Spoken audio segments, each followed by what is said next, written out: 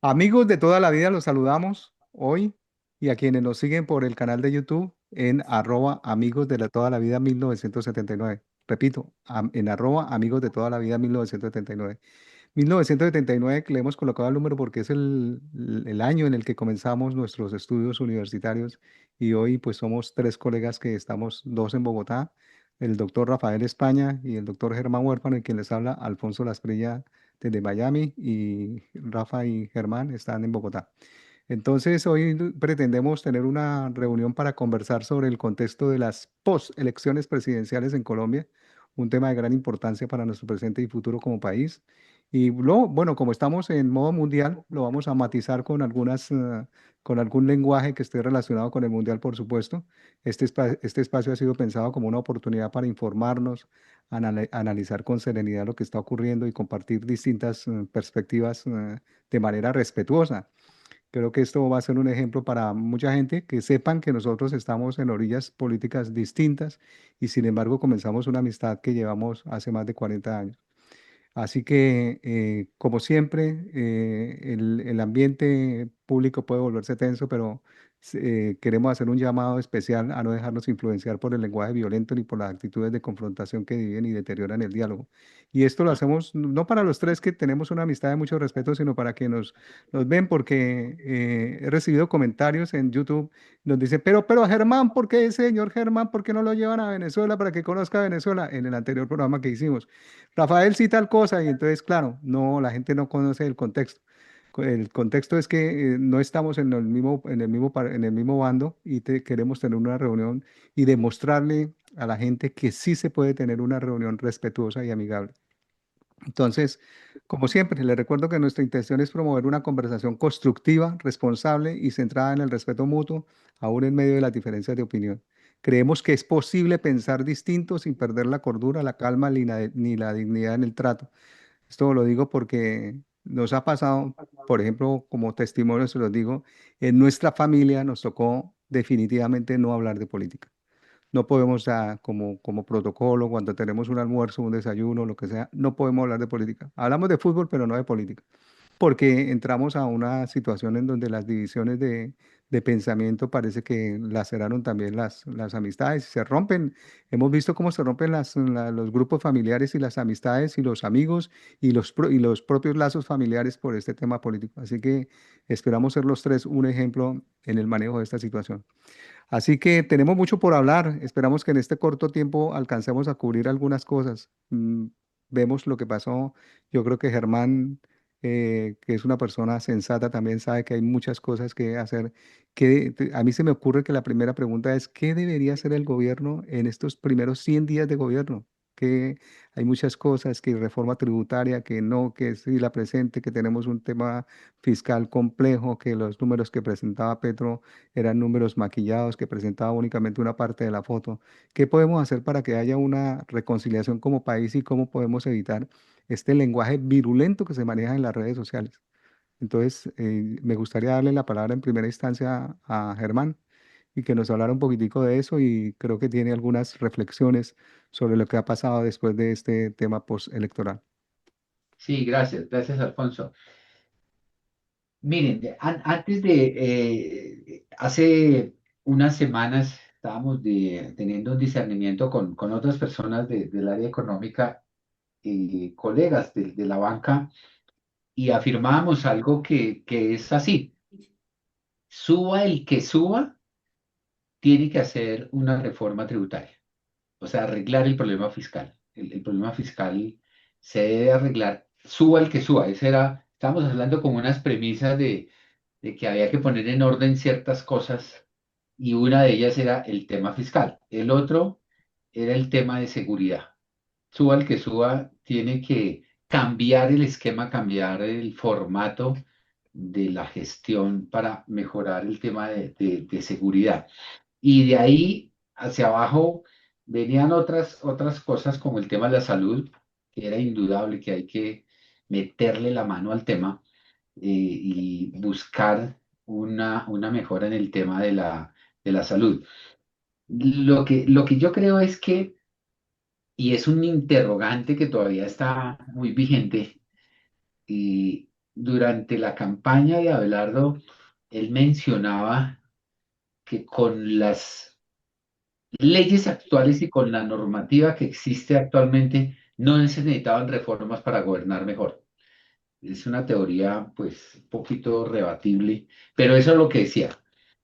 Eh, Ahora bien, lo que la gente espera, ya hablo desde de lo que la gente espera, es que efectivamente se haga un giro muy fuerte en el tema de las políticas de seguridad, pero ahí entramos en arenas movedizas, porque una de las premisas de la política de seguridad es continuar o no con el tema de la JEP. Y Abelardo es abiertamente opuesto y él, por él dice yo sepulto la JEP, así lo ha dicho abiertamente, es contrario a la vigencia de la JEP. Y ahí sí me parece que es gravísimo donde se reverse todo lo que se ha obtenido a través de la JEP, que es parte del tema de seguridad o es parte del proceso de paz, si se quiere entender, porque eso viene asociado el tema de seguridad a sembrar un proceso de paz. Yo personalmente difiero del tema de bombardear como progresista que me declaro, de bombardear, de acabar de un tajo el tema de la seguridad o mejorar la seguridad, generando eliminación, por decirlo de alguna manera, eliminación física y bombardeo de todos los sitios donde están concentrados las mafias, las guerrillas, los disidentes, etcétera. Ese es un punto que no hay certidumbre todavía de cómo se va a manejar el tema de la seguridad. No hay certidumbre. Sí. Germán, le damos las buenas noches a un invitado, José Francisco Mendoza. Hola. Entonces, claro, ahí tenemos, como estamos hablando en lenguaje deportivo, lo saludamos, estamos en época del Mundial, entonces queremos aclararle a la audiencia que nos sigue por YouTube que tenemos cancha inclinada. ¿Qué significa el término cancha inclinada? Es un término de Carlos Antonio Vélez que significa que un equipo está dominando al otro. Y en este momento, pues son tres las personas de derecha, para que quedemos claros, Rafael España, Alfonso Lasprilla y José Mendoza, los nombro en el orden en que aparecen en la pantalla y la persona de izquierda, no de izquierda, es progresista, ¿no? Progresista es Germán Huérfano. ¿Cómo se llama? Es un término progresivo, social progresista, es la palabra que les gusta. Ya hago un paréntesis. Bienvenido, Pacho, bienvenido. Hombre, gracias. Sí me escuchan, es que tengo ahí este problema Sí, con sí, el sí, lo micrófono. ¿Sí me escuchamos. escuchan? Bienvenido. No, Hombre, hago una aclaración porque pero un momentico antes, ¿me están escuchando? sí, Sí, Sí, señor. no de lo Ah, mejor. bueno. Nos Bueno, gustaría que me da tuvieras, mucho gusto haberme José compartir Francisco, aquí con ustedes. José Francisco, nos gustaría, si es posible, y tienes unos audífonos, porque con unos audífonos te mejora mucho el sonido. Es que ¿Ok? tengo Sí. audífonos, pero no sé qué les estará pasando. Ajá. Precisamente hoy empezaron a fallar. Ah, ¿No me caramba. escuchan bien? yo lo Sí, lo escucho, escucho. Sí, yo lo escucho, Yo lo escucho, Bueno, sino. yo también. Ok, dale lo pues. escucho con Pero ruido de hincha colombiano, pero lo escucho bien. bueno, listo. no, pero yo quisiera, antes de darle la palabra a Pacho, un saludo. Pues, hombre, Alfonso, le debo confesar, y a Germán también, que yo me decidí esta tarde a invitar a Pacho, porque siempre lo hemos considerado un gran colombiano ilustre, buen amigo. No tenemos tanta frecuencia de vernos, pero lo sigo en las redes. Le ha dado la vuelta al mundo como 3 o 4 veces. Hoy está en Barcelona, mañana aparece en las góndolas allá en Venecia, al día siguiente desde Berlín. Y bueno, lo envidio siempre con la esposa, una parejita muy estable, digna de casi que envidia en estas épocas de cosas desechables. Pacho, lo apreciamos mucho. He leído su libro, creo que Alfonso también lo tiene, un Sí, libro de 800 páginas donde nos pone sus seudónimos y me encanta, y con eso ya hago esa introducción, me encantan sus pláticas, sus comentarios en Facebook. Le cuento que en algunas conferencias que yo he dado he colocado su ejemplo, que yo creo que vale la pena que lo mencione ahora, si Alfonso nos lo permite, que él es el señor moderador, el fracaso empresarial suyo con unas gallinas. Esa vaina a mí me impactó muchísimo y es una experiencia, sobre todo para la gente joven. Adelante, Pacho y Alfonso. Hombre, de verdad que me da mucho gusto interactuar con ustedes y les hago una amenaza, les hago una amenaza.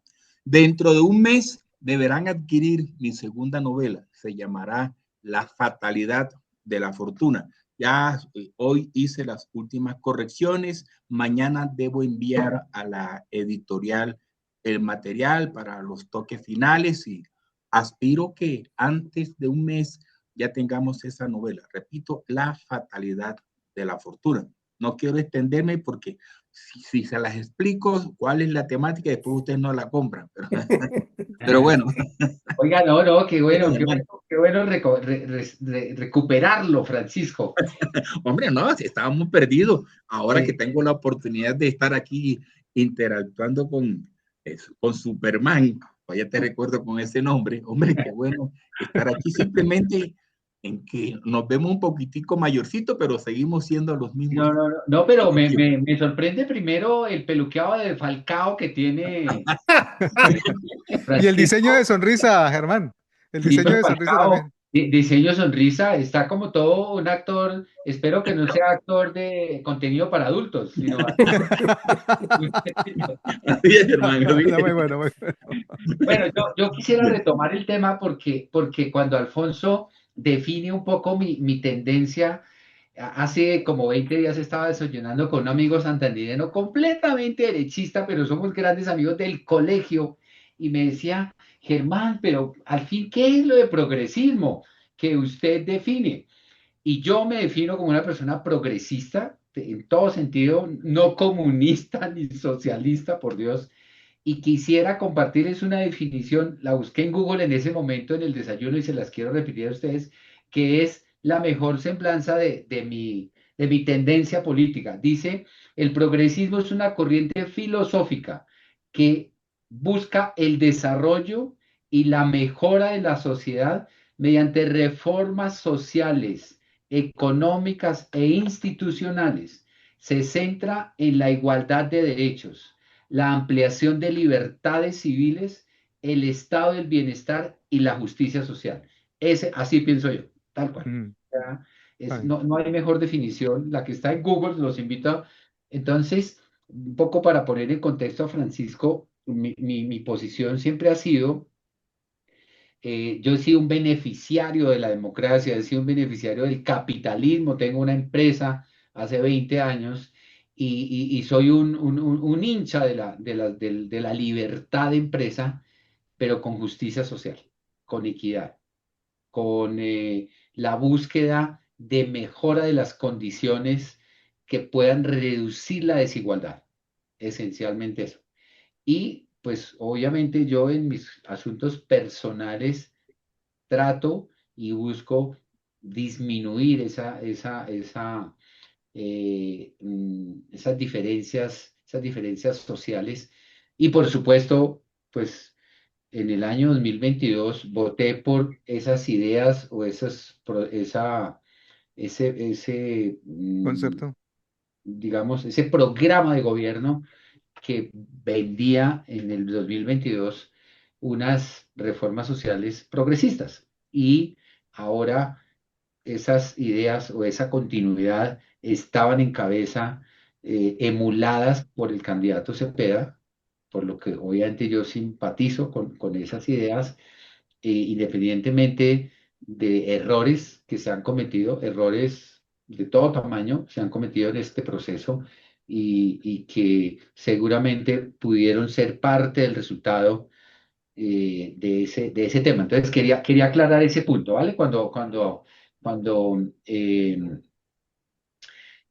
Alfonso hacía la aclaración para que no nos sintamos en un partido como Alemania-Haití 3-1, sino esto es para aclarar como esa tendencia. Y para cerrar el punto y darle la oportunidad a mis compañeros, decía que lo que debía hacer el presidente, o lo primero que debía hacer, que era la pregunta de Alfonso, es buscar una estabilidad fiscal porque está muy caída, está muy fuerte el déficit fiscal, digamos, es el medidor de muchas cosas, ustedes lo saben, entre otras de la inversión, etcétera, inversión externa, pero también el tema de la salud y el tema de la seguridad. Pero en el tema de la seguridad, para cerrar el punto, yo no tengo claro cuál es la posición de Abelardo en ese tema, no lo tengo claro, o sea, o no lo ha emulado definitivamente ¿En cuál tema, Germán?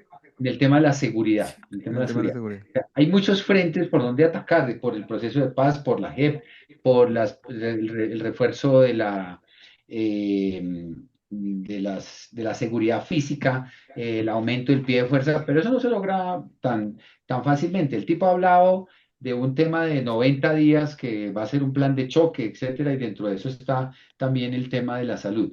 Lo que sí quiero yo dejar para terminar como una consigna es que miren, de la manera que sea, por la derecha, por la izquierda, que se dice, pero no se denuncia con formalidad, que hubo fraude uno, fraude dos, que el voto fusil, que no sé qué.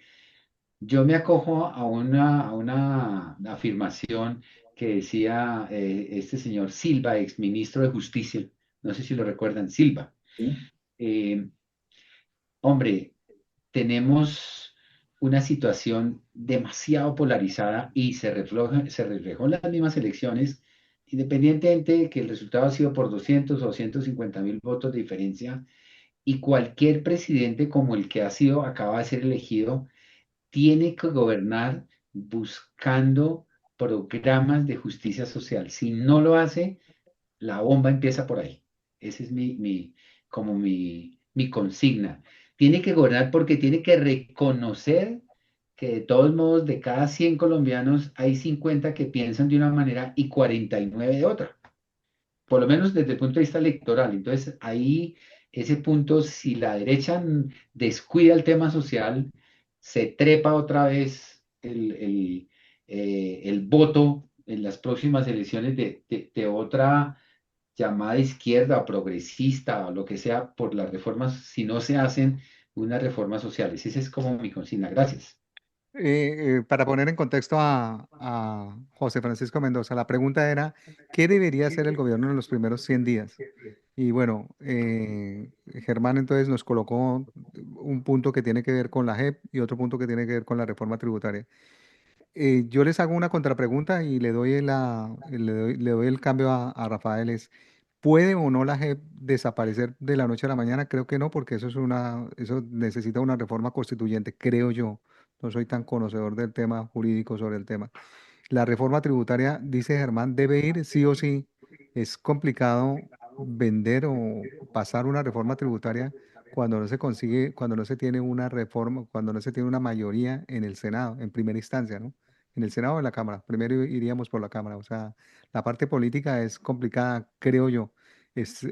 O sea, la parte que tiene que ver con el apoyo de la Cámara y del Senado está un poquito complicada. ¿Cómo sería el tema, Rafael, en los primeros 100 días? Y luego le doy el cambio a Francisco. Bueno, em, yo creo que el presidente electo es un tipo inteligente y ya debe de una vez por todas entender que ya se acabó la campaña. Una cosa es estar en campaña y prometer y ofrecer y hacer discursos ventejulieros, y otra cosa es ya sentarse allá en el Palacio de Nariño a gobernar. Entonces se acabó la época de, digamos, de la retórica. Yo tengo confianza, yo soy optimista en el sentido de que el empalme que se está anunciando entre el gobierno saliente y el entrante va a funcionar. Yo creo que ahí va a haber buen entendimiento. Hay manifestaciones un poco tímidas, pero las hay por parte del gobierno actual de que va a colaborar, y yo creo que eso es una muy buena señal. A mí me impacta mucho que los mercados estén reaccionando favorablemente, el dólar, anuncios por aquí y por allá. El mismo JP Morgan hizo una magnífica, creo yo, muy positiva presentación. Y lo que yo sí creo es que los primeros 100 días son claves, ¿no? Eso es como que el presidente nuevo, muy nuevo, tiene un cheque en blanco. Ahora, las generaciones nuevas no saben qué significa eso, pero es decir, haga lo que quiera, que en estos 100 primeros días se le aprueba todo. Tiene un capital político muy grande, de manera que tiene que aprovechar esa efervescencia de los primeros 100 o 90 días, pues para delinear muy claramente sus planes que tenga, que me imagino son interesantes, porque afortunadamente cuenta con un vicepresidente de lujo, un número 10 fantástico, quien le puede poner como los pies en el suelo al presidente y hacerle ver que pues algunas cosas que ofreció en campaña no son tan viables, y ponerse a pelear con la izquierda pues no debe ser muy aconsejable. Entonces, en el fondo creo que va a ser un elemento bien interesante, positivo, este empalme, que yo creo que no le va a quedar tiempo al presidente de ir a ver partidos del Mundial, porque me da la impresión de que le va a meter la ficha durísimo a estos primeros, pues de aquí al 7 de agosto, para llegar con un plan bastante, digamos, formado ya, para que comiencen a trabajar en el Congreso para aprobar esas normas o lo que haya que hacer. Le retomo lo último que dijo con respecto a la reforma tributaria. Me imagino que era lo que cubría. Y pues que cómo manejar ese cheque en blanco que tiene. Y va la pregunta para José Francisco para que nos hable sobre el tema, y es cómo va a manejar el tema si una reforma tributaria es impopular, pues me imagino eliminación de subsidios a los programas populares y todo ese tema, y se nos convierte el famoso estallido social, y vienen las refriegas y vienen las cosas que me imagino hará la izquierda para promover una oposición a cualquier reforma. Perdón, advirtiendo que Pacho es un experto, ¿no? Es un experto en temas presupuestales, profesor universitario, tiene libros sobre el particular, o sea que su opinión es una opinión autorizada. Dale. No, yo no creo que el gobierno de Alepriella vaya a presentar una reforma tributaria por ahora pronto. Primero tiene que tantear cómo va a ser su capital político. Lo que sí tiene que hacer es saber cómo sanea las finanzas del Estado. Mire, si no hay plata, por más buenas intenciones que haya, no se logra nada. Y en estos momentos, la olla no está solamente raspada. Algunos dicen, se llevaron hasta la olla. Hoy estaban mirando así por encimita, porque empiezo a hacer un pequeño resumen de un informe que presentó hoy el Comité de la Regla Fiscal del nivel nacional, que es un organismo que le hace seguimiento a las actuaciones fiscales del Estado. El panorama que pinta es crítico. Por primera vez, bueno, por primera vez no, si es histórico que hayamos alcanzado un nivel de deuda del 63% respecto al producto. En el pasado, el criterio que se manejaba era máximo un 50%, para tratar de más o menos controlar ese desborde que hacen los gobiernos de endeudarse demasiado para financiar su gasto. Se estableció en el país una regla fiscal que se suspendió durante el tiempo de la pandemia, que lo hizo Duque, aumentó endeudamiento, aumentó gasto porque las circunstancias macroeconómicas lo exigían. Llegó un gobierno de Petro en donde las finanzas empezaban a recuperarse, pero él consideraba que no tenía el suficiente espacio fiscal para gastar más allá de lo aconsejable y a su vez endeudarse, y suspendió la regla fiscal. Eso llevó a que el endeudamiento y el gasto público se desbordaran. Y entre otras cosas, no es un gasto público productivo. Si hubiese sido en construcción de infraestructura que queda para prestarle mayor servicio a la comunidad, si fuera un gasto público que generara a su vez gastos adicionales, lo que de pronto se recuerda, un mayor multiplicador del gasto, vaya y venga, pero era un gasto en burocracia, gastos que se consume y que no deja efectos positivos en la economía. El gobierno va a tener que ser muy cauteloso porque va a tener que disminuir el tamaño del gasto. Yo he tenido unos enfrentamientos con algunos colegas porque son muy cerrados, pero al gobierno le quedan dos alternativas: aumentar ingresos o aumentar gastos para equilibrar sus finanzas. Y no va a poder aumentar ingresos. El margen de tributación en estos momentos, aunque aparentemente está por debajo, lo que llaman la presión fiscal está por debajo de lo que sucede en Latinoamérica, pero aumentarla así de bruto no va a ser fácil. Permítame un momentico, Francisco, y ya te doy la palabra, solamente para precisar, como tenemos una audiencia que después a través de YouTube nos exige un lenguaje un poquitico más sencillo, este tema de la regla fiscal, ya te vuelvo a dar la palabra, solamente para precisarlo, de la regla fiscal tiene que ver con el porcentaje del déficit fiscal con relación al PIB, que máximo debe ser el 4% y que está desbordado como en el 7%, algo así, en números redondos. No, discúlpame, yo pensé que solamente estábamos en esta discusión los cuatro. ¿Hay más personas conectadas? No. Cuando se coloca, bueno. No, mire. coloca Listo. La regla fiscal, permíteme hacer una aclaración. La regla fiscal anterior, la que estuvo vigente durante Duque, sí exigía que el monto del déficit fiscal fuera un porcentaje del Producto Interno Bruto. Ese porcentaje estaba en un 5%, se fue disminuyendo hasta fijarse que fuera del 2% a partir del año 2022. Pero vino la pandemia y eso se descuadró. Se replanteó una nueva regla fiscal y la regla fiscal nos dice, mire, el monto aceptable de la deuda es del 55% al Producto Interno Bruto, digamos, y es lo que llaman el ancla de deuda. ¿Qué es lo ideal? ¿Qué es lo correcto? ¿Se puede endeudar más? Sí, pero independientemente de que esté dentro del 55% o que esté por debajo del 71%, porque lo máximo va a ser el 71%, el gobierno tiene que demostrar que tiene capacidades para pagar ese endeudamiento. Tiene que generar una especie de un ahorro que se llama superávit primario neto estructural. Y ahí es donde estamos fallando. Este superávit primario estructural, que es un ahorro, lógicamente tiene que ser positivo. En estos momentos es negativo. ¿Y a qué conlleva eso? A que tengamos que pagar deuda con más deuda. Lo pongo como un ejemplo sencillo. Usted se gana 20 millones de pesos. Le dice el banco, mire, usted se puede endeudar un 30% de esos 20 millones. O sea, usted puede obtener crédito de 6 millones de pesos. Magnífico. O sea, pero resulta que usted tiene gasto por 22 millones de pesos. O sea, sus gastos, tiene 20 millones, tiene que pagar 6, sus gastos tendrían que ser 14 millones.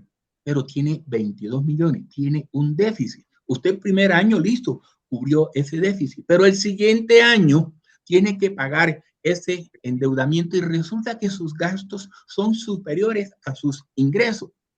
Entonces no está generando superávit primario. Entonces, en la regla fiscal se le permite al gobierno, endeudarse en una relación 71% del Producto Interno Bruto, pero siempre y cuando genere superávit primario. ¿Y ese superávit primario cómo se determina? Pues hay una fórmula que dice en términos generales, si la relación gasto público, deuda pública, Producto Interno Bruto es superior al 71%, el gobierno debe generar un superávit primario igual o superior al 1.1%. Se te fue el mensaje. Si es inferior, debe generar un porcentaje en relación al Producto Interno Bruto que se aplica una fórmula que no es muy sencilla. Es que, bueno, no es tan complicada. Si ese porcentaje casi siempre da un 1.7 o menor. En estos momentos, para que la deuda sea sostenible, el Estado tendría que estar generando por lo menos un 1% de superávit primario respecto al Producto Interno Bruto. 1%. ¿Y cuánto está generando? 0,6%. Negativo. O sea, no está generando ni siquiera positivo, sino negativo. Y eso conlleva que estemos pagando deuda con deuda. Nuestro mercado internacional financiero se ha deteriorado enormemente. ¿Y eso cómo se demuestra? Hombre, porque nos han bajado las calificaciones de riesgo. Y entonces la gente nos sigue prestando. Pero es que antes nos prestaban al 6, 7%. Los test los podíamos ubicar en un 9, 10%. Hubo una emisión de test hace poquito del 15%, del 13% y algunos del 15%. Exageradísimo. Un punto de interés que pague el país, esos son billones de pesos. Entonces, se dice, hombre, mire, se le pagó la deuda al Fondo Monetario, por favor. Se ¿A cambió cuánto? deuda del Fondo Monetario Internacional por los test. Deuda externa por Sí, deuda interna. esa deuda del Fondo Monetario era bajita. Creo que se estaba pagando un 6%. Ahora nos endeudamos con el 15%. ¿Qué es lo que se está planteando? Mira, volvamos otra vez a endeudarnos con el Fondo Monetario. De pronto la expresión, algunos malinterpretaron la expresión de refinanciar deuda. Sí, es una operación de refinanciamiento de deuda. Nosotros nos endeudamos con una entidad para pagarle a otra entidad que nos está prestando a un mayor valor. Y esto es lo que se está planteando y es lo que le va a tocar hacer a Del Prey. Entonces, decía, aumentar ingresos, difícil. Acudir al endeudamiento, ya llegamos que al tope, no tanto al tope de la relación deuda a Producto Interno Bruto, sino porque no estamos generando los recursos suficientes para pagar esa deuda. Pone el caso del ejemplo, usted tiene un ingreso por 20 millones, debe tener gasto máximo por 14 millones para que le queden 6, pero tiene gasto por 22 millones. Es lo que le está pasando al gobierno nacional. Entonces, el gran problema no es tanto el monto de la deuda, sino que no estamos generando el ahorro suficiente para pagar esa deuda. Y ese ahorro, en términos, digamos, técnicos, se denomina superávit primario neto estructural. Y lo explico muy rápidamente. ¿Cómo se calcula ese superávit primario neto estructural? De la totalidad de los ingresos, le restamos, bueno, de los ingresos sin descontar capitalizaciones, privatizaciones, utilidades del Banco de la República y recursos del crédito, le restamos todos los gastos del gobierno, sin incluir las amortizaciones de deuda. Ese se llama gasto primario. A ese valor le restamos los intereses, o más bien, los rendimientos, le sumamos los rendimientos financieros que vaya a recibir el gobierno, le restamos los intereses, le restamos o le sumamos lo que se denomina las transacciones por única vez, o sea, transacciones de ingresos, de gastos que se dan por única vez. O sea, incluimos o restamos también los ingresos provenientes de la actividad petrolífera, que tiene una forma para calcularlo. En fin, se llega a un neto que es el superávit Que les primario. está dando menos 0.6 en este momento. Exactamente. Ahí tenemos el superávit primario neto estructural y es negativo. Cuando el mismo nombre dice, tiene que ser positivo. Por eso habla de superávit primario, superávit, y se está dando negativo. Entonces, esta es una situación insostenible. Los déficits fiscales para el manejo de la economía son buenos en algunos casos. Fueron buenos durante la pandemia. El gobierno tuvo que gastar bastante porque había que mantener el ritmo productivo. Y al gastar bastante, pues incurrió en déficit, hubo que endeudarse. En ese momento era aceptable porque era para mantener el dinamismo de la economía, pero los déficits no pueden ser de manera permanente y nosotros estamos abocados a tener unos ingresos más bajitos, unos gastos más altos y el déficit se va ampliando y esta situación es insostenible. Entonces, lo primero que tiene que hacer el nuevo gobierno es estabilizar las finanzas, mandarle un mensaje a la banca internacional que aquí se van a tomar medidas serias para el manejo financiero. Que eso es impopular, claro, eso va a ser impopular.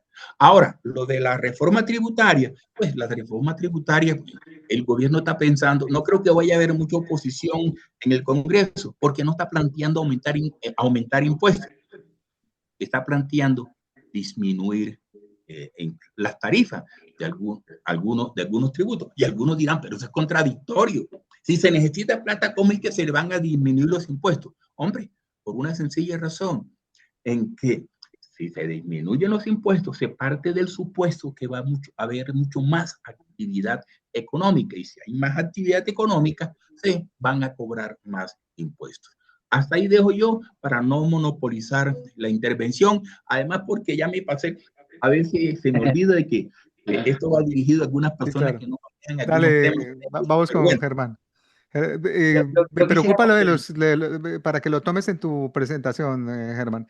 Lo de los 100 días, me preocupa lo de los 100 días que no aprovechemos ese cheque en blanco para hacer una Claro, reforma tributaria. Me preocupa claro. eso, me una preocupa. Eh, cosita, una yo, yo, cosita. yo, yo insisto en lo de la Yo tengo que reforma. comer a tiempo. Yo voy a apagar la cámara para que no me vean comer.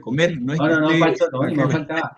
Yo insisto en lo de la reforma por varias razones. Primero, todo presidente que ha llegado nuevo, desde Uribe, Santos, eh, Duque, todos han llegado con reforma tributaria. Es la estrenada de la primera etapa del Congreso, si usted lo recuerda. Todos han tenido reforma.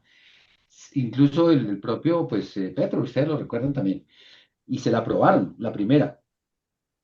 Segundo, lo que Pacho dice es cierto. Abelardo ha prometido bajar los impuestos con la teoría, ya lo dijo Francisco, de que un menor impuesto y sobre todo para las empresas genera una mayor recaudo, una mayor tributación. Eso lo ha dicho. Y eso no se logra sino con una reforma tributaria. Y es que así lo ha prometido.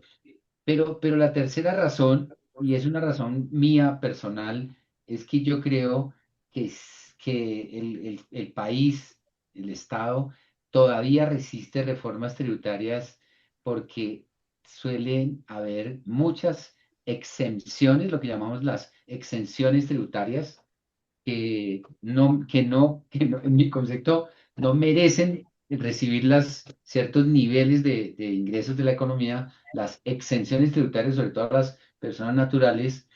Y segundo, eh, yo sí, como microempresario, veo mucha inequidad en la parte tributaria. Veo mucha inequidad en esa parte tributaria. Yo a veces no entiendo cómo uno tiene que tributar una tasa exactamente igual, 35% a la tasa que tributan las grandes empresas, excepto la banca, las grandes empresas, la tasa de tributación es exactamente igual para una microempresa que para chocolates, la chocolatina Jet.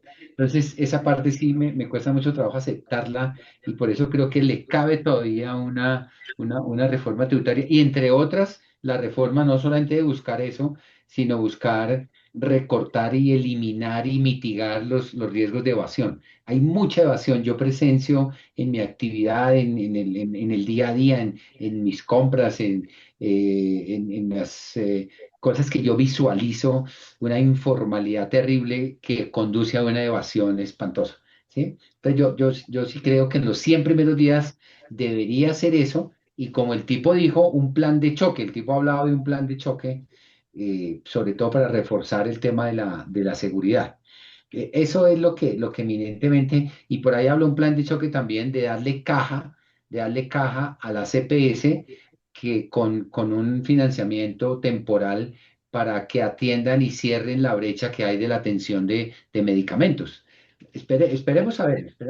Lo que pasa es que, miren, les voy a poner un solo ejemplo que intentó por emergencia económica y por reforma tributaria, y qué pena citar al personaje, el gobierno actual intentó hacerlo y que me parece que es el deber ser. Voy a poner un solo ejemplo de tributaristas o de tributarios que debían como, apoyar el recaudo. Los juegos de azar, los juegos del casino, de los juegos por internet, no pagan hoy tributo, son exentos de tributo. Y eso lo intentó este gobierno como 2 veces, incluso en la emergencia, y hoy no pagan tributo. Entonces, el problema de las reformas tributarias es que ahí se atraviesan intereses económicos de ciertos sectores cuando querían colocar aquí el impuesto a las bebidas azucaradas, etcétera, y ahí se atraviesan intereses económicos gremiales muy fuertes y en ese tema de la reforma y a veces se caen por eso.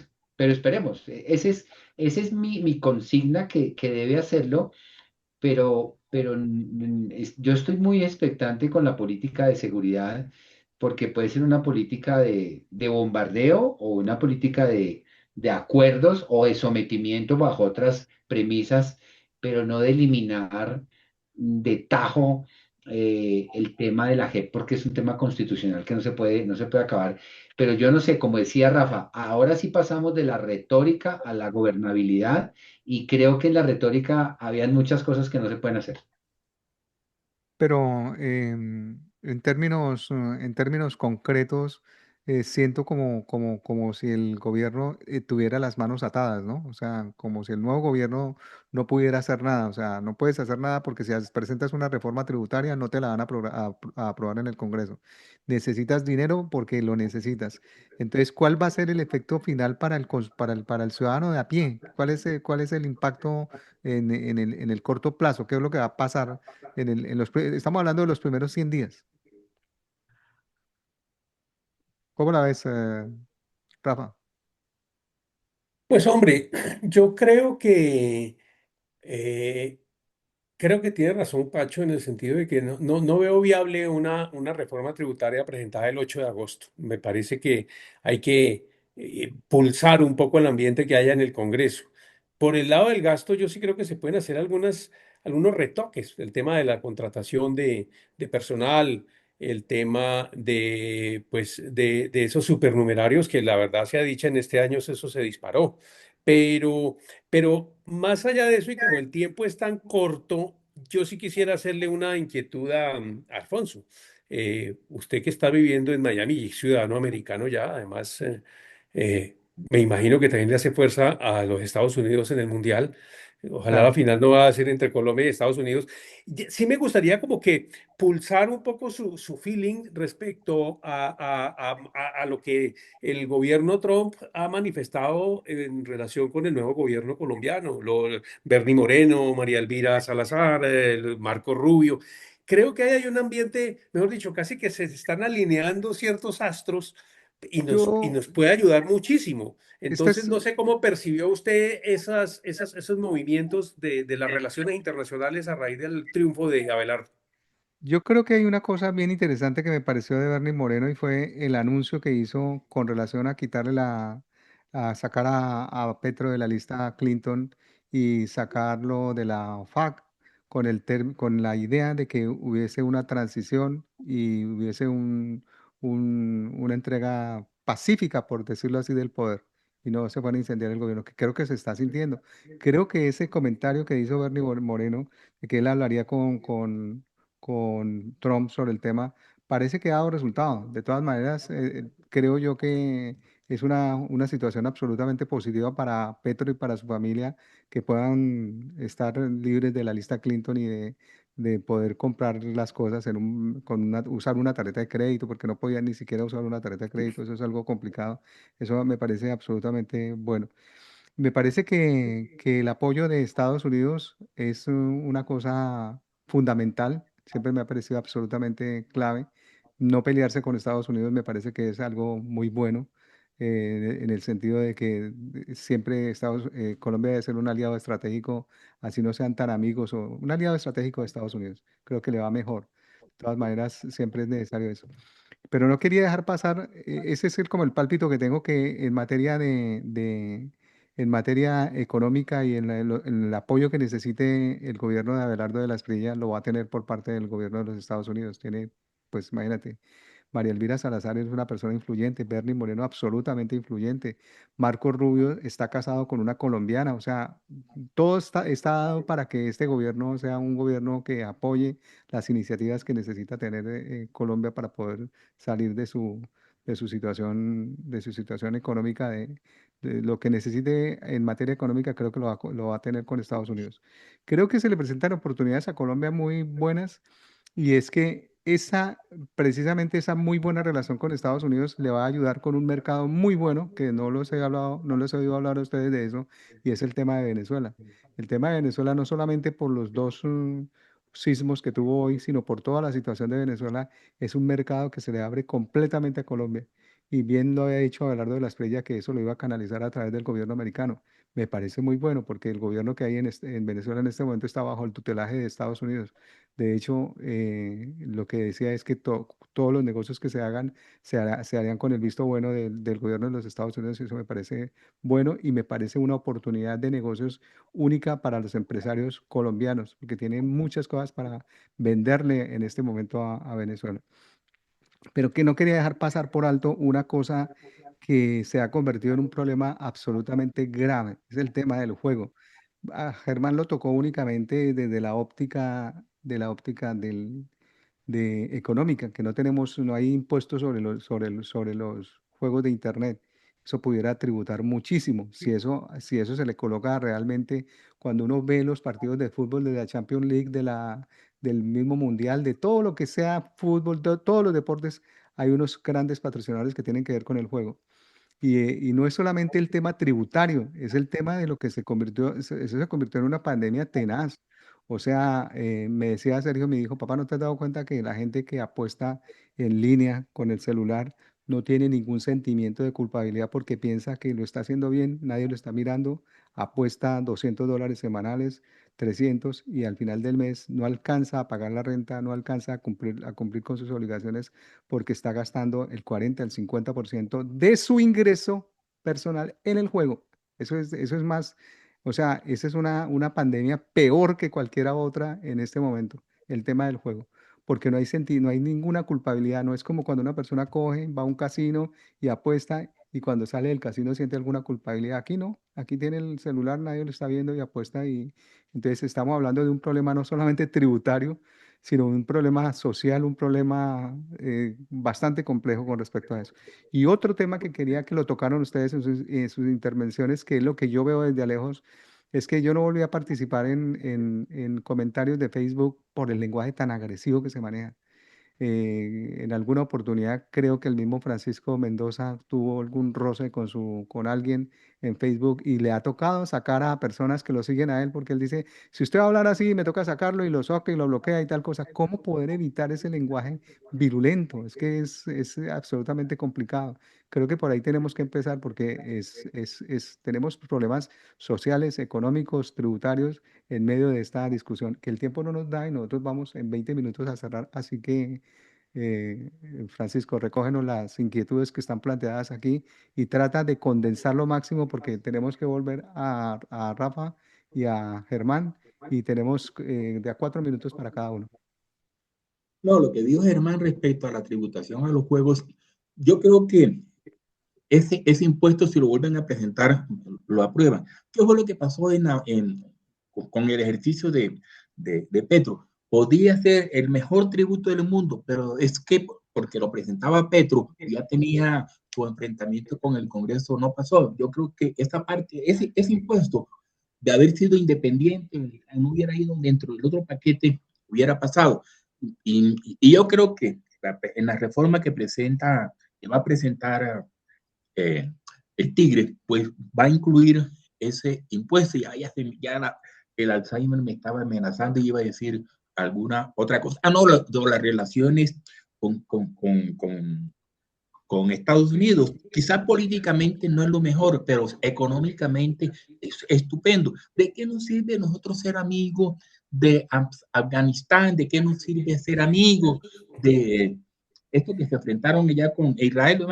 ¿De qué nos sirve ser amigos Líbano, Palestina. de Palestina? Kenia. ¿De qué nos sirve? Con Claro. Estados Unidos, sí, de todas maneras nos van a imponer condiciones, pero nos favorece más. Yo prefiero hacer negocios con Ardila Lure y no con el portero de aquí del edificio. Hombre, hay que hacer negocio con el que tiene plata. Yo prefiero hacer 1000 veces negocio con Germán Huérfano, porque tiene plata, con un hijo mío. No, porque es que el que tiene la plata, entonces uno tiene que acercarse a quien tiene el billete. Políticamente no es correcto, económicamente sí. Dale, Germán. No, no, muy bien, muy bien. No, Rafa, Rafa, dale, adelante, Rafa. No, yo creo que pues reitero, en los 100 primeros días el empalme va hasta comienzos de agosto, es importante, ¿no?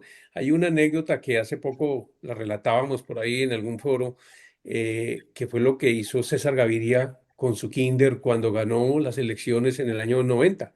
Eh, y entonces, cuando ya se conoció el resultado, que había ganado la opción de Gaviria, reunió a un grupo de economistas, bueno, y de politólogos muy influyentes. Ahí estaba Fernando Cepeda Ulloa, Rudolf Gómez, los Montenegro, Armando y Santiago se fueron al club suizo. Eso se volvió anecdótico. Estaba Gabriel Silva, Ricardo Santamaría, se fueron a almorzar y toda una tarde en casi que en notas de servilleta diseñaron ese plan tan audaz, muy audaz, de la apertura económica. De manera que cuando llegaron el 7 de agosto, pues no fue, de hecho ya tenían el diagnóstico y ya tenían más o menos delineadas las medidas que iban a tomar. Ojalá este gobierno también llegue ya con un plan bastante definido el 7 de agosto, aproveche esos días para no empezar a titubear, ¿no? Eso me parece a mí que puede ser útil. Yo estoy muy complacido de haber invitado a Pacho sin consultárselo a ustedes porque me pareció ver, cuando Pacho estaba haciendo esas disertaciones, me pareció ver el espíritu de Santander Blanco, ¿no? De Almanzori, de Vianor y del ilustre profesor Nuestros Fandiño, que era muy profesores. amigo de Pacho. Sobre Sí, todo el ilustre Vianor. sí, sí, sí. Pero yo no sé, hombre, Alfonso, permítame Sí, ser atrevido y sí quisiera, eso sí, advirtiéndole a Pacho que sea muy breve. Me para que tenga en gustaría, cuenta antes de la pregunta, Rafa, para que no se me vaya a escapar, y siguiendo la línea tuya, a mí me pareció fabuloso lo que hizo Trump cuando arrancó este gobierno. Arrancó como con más de 100 actos legislativos de una, o sea, venía ya Decretos armado. equivalentes a... Comenzó, en mi opinión, comenzó a gobernar 3 meses atrás. qué Lo que tú bueno. dices que el equipo de Abelardo de la Espriella no debería entretenerse con el Mundial de Fútbol, no lo debería hacer. Debería estar. Creo que él dijo que no iba a salir del país durante los 4 años, Sí. cosa que tampoco puede cumplir. Una cosa es la Uf, retórica es y otra correcto. cosa es, ya lo invitaron a la Casa Blanca y tiene que venir a la Casa Blanca para que lo considere, porque de todas maneras, a raíz de todas esas tarifas que colocó Donald Trump a los países, Colombia quedó con el 10%, si no estoy mal, y Colombia está en una situación ideal para pedirle al gobierno de Trump que lo ponga exento de esa tarifa arancelaria del 10%, que eso sería algo fabuloso, sería una de las mejores noticias que podría tener Colombia. Adelante, Francisco. Rafa iba a terminar con una Ah, propuesta. sí, perdóname, Rafa, que te Ah, corté sí, no, pero el... hablando de Trump, seguramente también él va a interceder en favor nuestro, o sea, de Colombia, para créditos especiales de la banca multilateral, ¿no? Pero bueno, no, como este programa, entre comillas, programa, esta charla de amigos la ven, Pacho, la ven varias personas. La red social está abierta a todo el mundo, ¿no? Y eso es una iniciativa muy encomiable de Alfonso que nos convida y a veces uno se empereza, pero es interesante hacer esas reflexiones medio en serio y medio en broma. Como esto lo ven también empresarios, micro y medianos y gente que alguna vez ha sido emprendedora. De verdad que a mí me impactó mucho el episodio aquel que usted lo describió, además muy bien escrito, del ejercicio de zapatero a tus zapatos, de esa finquita en Cundinamarca. ¿Por qué no en apretada síntesis nos recuerda ese episodio que es muy aleccionador, Pacho? No, no, yo le dije zapatero a sus zapatos fue a un músico, pero no recuerdo exactamente a qué finca te refieres, porque yo me la paso gotereando fincas. Lo mejor de las fincas es tener un amigo que le preste una. Y Pero de No, hecho, sí, ¿cuál sí. era el contexto, Rafa? La ¿Cuál era el inversión en contexto para... pollos, la inversión en Sí, pollos. sí, sí. Bueno, bueno. El asunto es, un amigo me había invitado a que hiciéramos una empresa para la producción de truchas. Yo hice el estudio de mercado y sí, ya conformamos la empresa, pero saqué cuenta y eso no funcionó. El amigo tiene más o menos sus pesos. Luego me propuso no sé qué otro negocio, dije que iba a hacer estudio de mercado, entonces me dijo que no, que él era muy intuitivo, que él hacía los negocios así. Entonces él tenía una finca de recreo, la tiene todavía en Villeta, muy bonita, muy chévere, y yo, voy a pasear allá. Entonces me dijo, mira, vamos a probar un negocio de pollos. Cómprate 50 pollos, llevas el control de todos los gastos. Y yo inmediatamente me imaginé, él en otra finca por allá en Boyacá, en Chinavita, tiene varias por allá, de tierra donde se crían los pollos. Listo. Le dije, pero ¿para qué 50 pollos? Me dio la dirección para con quién tenía que contactar. Me dijo, no, compremos 200. Yo dije, 50 para el experimento y 150 para cuando estemos allí en la finca. Y bueno, uno los llama a criar de manera para negocio y los otros era para comérnoslo cuando fuéramos a la finca, pero el señor allá de la finca los enredó. Se suponía que esos pollos a los 45 días ya eran comerciados para comerciarlos. No, a los 45 días no tenían ni pluma y eso salía pero feo. No, pasaron, llegó casi los 2 meses y medio y ya los pollos más o menos tenían carnecita. Yo fui, le dije al administrador de la finca que lo propusiera en billeta. Me dice, doctor, nadie quiere los pollos. Y este pendejo ni siquiera hizo la gestión. Me fui con mi esposa, recorríamos una cantidad de sitios y no. Nos preguntaban que si a dónde iban los pollos, que si ya los teníamos la certificación, que además ellos tenían ya compromiso con otros proveedores. Le comenté eso a mi amigo, el dueño de la finca, se burló de mí, me dijo que yo era un pésimo negociante, un pésimo comerciante. Y fuimos a otra vez allá a Villeta, recorrimos todos los pueblos. En uno le dijo al dueño de un almacén, mire, este pobre joven, este pobre muchacho, yo para que él superara sus problemas de pobreza, yo le permití que en mi finca creara 200 pollos y ahora no tienen quien lo venda, a quien vendérselo. El señor le dijo, mire, yo de mi parte, yo se los compraría, pero seguro que alguien me manda el INVIMA, van a averiguar dónde son esos pollos y no voy a poder demostrar que la finca esté certificada. Solución del problema, empezar a repartirle pollos a cuanto amigo yo tenía. Claro, yo iba allá, me traía unas cajas grandotas de Icopor, al más pendejo le vendí pollo, a los demás se lo regalamos. Aparte de eso, el administrador me salió con el cuento de que los pollos se peleaban entre sí y que se mataban, y eso era cierto. Averigué por internet, encontré que eso era común, que se le echara mentol. Ese señor no le echó mentol. Me pasó un reporte que se habían muerto como 80 pollos, más otros que él se comió que porque no le habían pagado unas cosas. La verdad es que de ese negocio me quedaron apenas las experiencias porque no pude recuperar lo Pancho, invertido. ¿cuánto se perdió en billetes de 50,000? ¿Cuánto se perdió? No, fueron 200 pollos, pero mientras construimos la cosa, menos mal que fue una cosa pequeña, fueron como 10 millones, pero yo que estaba sacando cuenta, hombre, este va a ser el inicio de un gran negocio, una finca avícola por allá en Boyacá. No, eso sí, durante un mes o más, o mes y medio, aquí en la casa desayunamos y cenábamos pollo. Eso, mis hijos comían pollo. Bueno, le voy a decir lo que decía mi mamá en vida: deje sus estrategias maricas y póngase a trabajar en lo que usted sabe. Sí. Y esa es una lección para Alfonso, que siempre ha querido como incursionar en el mundo No, del yo sí cafetero, les ¿no? voy a contar mi historia rápidamente. Yo incursioné, yo creo que le conté a Alfonso y a Rafa. Yo tengo unos toros aquí en Chipaque. Mi primera incursión fue hace 2 años, compré 8 toros, una inversión como de más de 20 millones de pesos.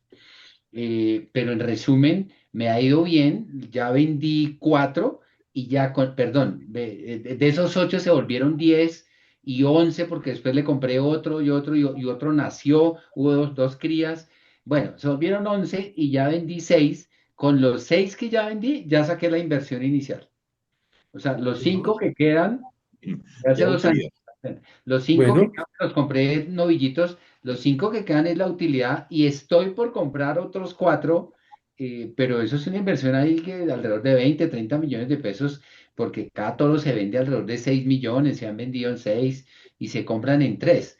Pero por una razón, es que ahí tengo un ángel, un padrino, y es que son primos míos que tienen finca y pasto como un berraco aquí yendo para Villavicencio en el páramo de Chipaque. Entonces, ahí hay una relación en la que yo tengo seguridad porque son familia, pero ahí voy, ahí les cuento que pues me ha ido bien, más o menos, ¿sí?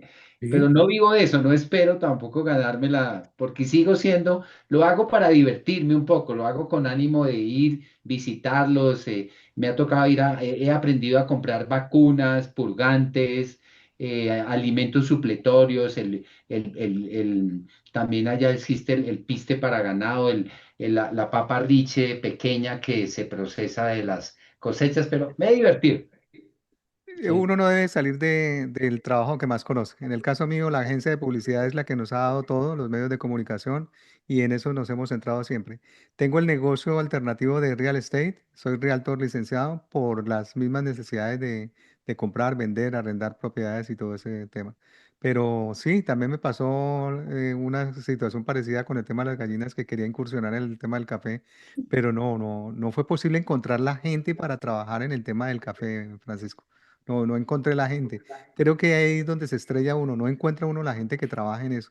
Germán, alguna vez lo acompañé a comprar las Ah, los materias primos primas por los allá. conoció. Ah, Estuvimos por claro. allá comprando la materia prima, el alimento para el ganado y todo ese tema. Sí, sí, Vi que estaba bien acompañado por dos primos que nos acompañaron en esa zona que estaba bien compleja. sí, sí. Claro, pero ellos andan Pero como tiene Pedro la por su gente, casa, pero como tiene Pedro la por su gente. casa. Pero si uno no tiene la gente, no. Yo me Definitivamente. contradije. Yo siempre decía, el problema no es producir, sino a quién venderle. Y yo fallé en eso. Yo no estudié el mercado, a quién se le vendía. Es que yo había estado 2 meses antes en la finca de dos primas allá en Montería, en Tierra Alta. Ellos sembraban yuca o siembran yuca y otros productos y la gente va hasta la finca a comprárselo, van los camiones, se recogen todo. Y yo pensé que venta de pollo iba a ser mucho más fácil. No, ya hay unos empresarios que se dedican a distribuir los pollos y ya tienen a la gente que los vende, ya sabe que esa gente vende 20 pollos a la semana. Si de pronto le resulta vendiendo 5, le va a preguntar, ¿y qué fue Eso lo que está pasó? Y se estructurado va y por somos una. altos demandantes de pollo, somos muy altos consumidores de pollo. Y yo pensé que se iba fácil.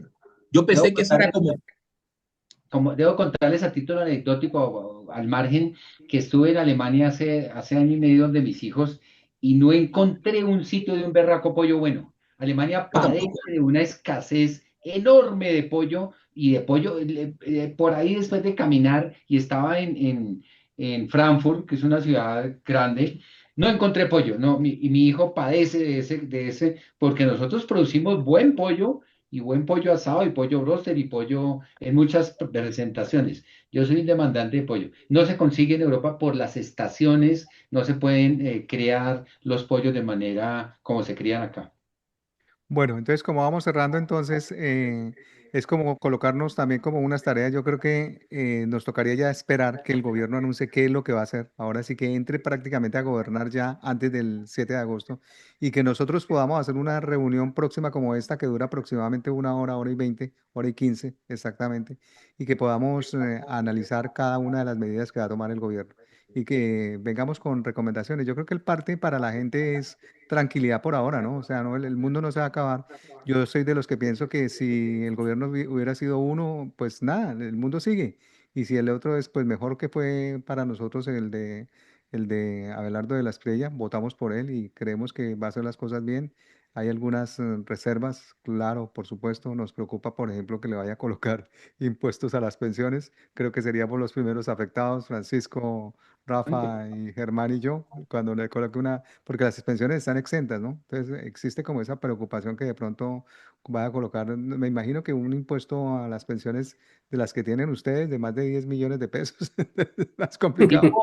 Tipo Milei hizo eso, Milei redujo, Milei le pegó a las pensiones, no solamente en la parte tributaria, sino la redujo en valor. Terrible, eso fue terrible, ¿sí? Pero creo que, una pregunta, Germán, las redujo, pero para aquellas que estaban por encima de un determinado número de salarios mínimos. Creo que Sí, sí, la sí, propuesta las sería redujo para los afectar a pensionados. los congresistas. O sea, no sé si en Colombia hay pensiones de 25 millones, 20 millones, Sí, 16. claro, claro. Sí. Entonces Y yo me imagino 50 que. millones. ¿Por ¿Cómo? qué? Es que el límite de las pensiones, digamos, no se graba de no que de 25 salarios hacia arriba. O sea, mm, Uy, estaban en 20, 37 límite 37 millones, pero en el caso de los congresistas, que ellos tienen unas dietas que llegan a los 50 millones, se dieron alta, eso no lo comentó nadie. Yo lo mencioné por ahí por Facebook, pero nadie me Por eso siguió. no lo aprobaron, porque también en la reforma de Petro iba ese. Pero espera, un momentico, mira, los grandes favorecidos o uno de los grandes favorecidos con el aumento del salario mínimo legal son las personas de más alto, que tienen las tarifas mucho, las pensiones mucho más altas. ¿Por qué? Porque mucha gente estaba al top, 25 salarios mínimos, cuando era de 1.500, de 1.500.000 estaban en 37 millones, pero al subirse el salario mínimo se subió el tope y la mayoría de los congresistas se les aumentó sustanciosamente su pensión, y eso nadie lo dijo, de los grandes favorecidos con el aumento del salario mínimo, porque el tope es de 25 salarios mínimos legales mensuales, ese es el tope. Fueron los congresistas. Entonces los grandes Claro, beneficios porque ellos tienen más o menos pensiones, estaban limitadas por los 25 salarios mínimos, pero al aumentarse el salario mínimo, aumentar el tope, entonces también aumentó quedaron como en 50 millones, lo cual me parece supremamente exagerado. Yo creo que eso sí hay que clavarle un impuesto. Sí, claro. Yo creo que sí, yo creo que sí, yo creo que sí. Yo creo que una Vamos a ver, pensión, sobre ese punto, Petro hizo un decreto quitando el componente de remuneración de los senadores y representantes, que una parte del componente es, no lo sé exactamente el nombre, comisión o permanente o una bonificación, tiene otro nombre al salario. Y a partir del del 21 de julio, el nuevo Congreso ya empieza a no devengar ese valor. Esperemos que Abelardo no lo tumbe, porque con eso ya le recortó los salarios de los congresistas, vía decreto. Había un decreto, ustedes recuerdan que lo había implementado Santos, de una bonificación, un agregado, Sí, no me claro. acuerdo, que eso era alrededor como de 15 millones de pesos, por virtud de esa suspensión, porque eso había sido por decreto. Entonces lo que nació por decreto se puede morir por otro decreto. Y eso lo hizo Petro, ustedes lo saben, y rige a partir ahora del 21 de julio. el juez de línea ya está alzando la bandera con el tiempo añadido. Tenemos un minutico cada uno y se acabó la reunión. Y ya nos reuniremos antes del 7 de agosto. Así que en un minutico, Rafa, sus impresiones y comentarios finales ya para cerrar. Un minuto. No, yo quisiera ser muy personal, no tanto macroeconomía, sino más bien microeconomía, evocar esa época tan agradable de estudiantes, los cuatro, que debemos subrayar. Nosotros éramos, sí, yo creo que éramos en pasado una clase muy popular, estratos bajos, y con muchos esfuerzos de nuestros padres y propios logramos matricularnos en una universidad bastante popular. No estaba al alcance de nuestros presupuestos del externado o los Andes o la Javeriana. Y vea, han pasado más de 40 años y hemos, desde nuestras trincheras, salido adelante. Tenemos una pensión decorosa. Y bueno, de tal manera que yo creo que eso es un ejemplo también de cómo sí hay cierta movilidad social en la sociedad, cosa que a veces uno no lo valora, ¿no? Yo era de los que iba a Cuatro Vientos a tomar caldo parado y yo soy del En la Olaya y del 22, Centenario. en la 22 ahorita en Correcto. la Caracas. Entonces, pues de alguna manera nos hemos beneficiado. Yo creo que hay meritocracia de los cuatro. Sé de los orígenes campesinos de Pacho y bueno, y Alfonso, ¿no? Pues entonces es casi que un autoelogio de cómo si uno se lo propone, sale adelante. Yo quisiera Sala hacer ese comentario más allá de si Abelardo va a ser un buen gobierno o no. Es que sirvamos de ejemplo en el buen sentido de la palabra de que si uno se lo propone lo logra, y afortunadamente nuestros hijos, y lo sé, aquí los cuatro presentes, pues han cosechado muy bien los triunfos. Y como me dijo mi hija la otra vez, que vive en el Canadá, es que yo estaba parada sobre hombros de gigantes. Fueron ustedes, mis papás, los que me ayudaron. Creo que en ese sentido, pues no hemos arado en el mar. Germán también tiene muchas cosas que ofrecer y sentirse orgulloso. Y bueno, un abrazo para todos. Pacho, bienvenido a este contertulio. Y bueno, que gane Colombia el sábado, Alfonso, Sí, allá en claro. Miami. Aprovecho mi minuto para decirle lo siguiente. creo que hago eco de las palabras de John F. Kennedy en el sentido de preguntarnos y adaptándolo a nuestro país, a Colombia, a nuestra amada patria materna, es que no pensemos qué va a hacer Abelardo de la Espriella por Colombia, sino qué vamos a hacer cada uno de nosotros por Colombia.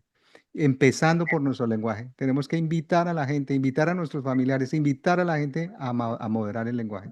Tenemos que bajarle los decibeles a la violencia. No nosotros, no estoy hablando de los cuatro, sino cómo nosotros desde nuestras tribunas que tenemos podemos invitar a la gente a que hable sin maltratar al otro, sin irrespetar, manteniendo siempre la cordura, manteniendo siempre la dignidad en el trato. Eso es bien importante en estos momentos. Qué mejor acople y qué mejor comprensión que tener un diálogo. Adelante, Germán, con su minuto. Gracias. Quiero hacer acotación a lo mismo y compartirles una frase que ahora en el grado de mi hija pequeña que entra a la universidad, va a estudiar economía, que les conté en los Andes, que yo no pude estudiar en esa universidad, pero allá llegó mi retoño.